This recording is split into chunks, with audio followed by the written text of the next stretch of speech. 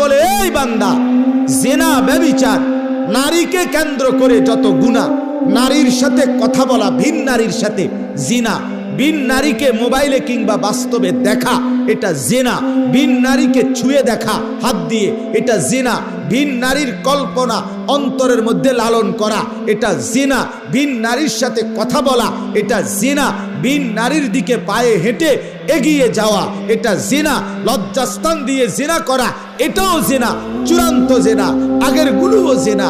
আল্লাহ বলে, বান্দা, কোন জিনার কাছে যেও না।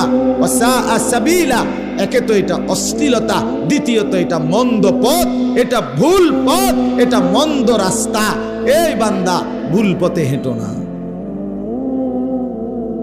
ভুল পথে হেঁটো না। এই জন্য বন্ধু আমার, দোস্ত আমার, আমি অনুরোধ করলাম, বাবার আপনাদেরকেও বলি,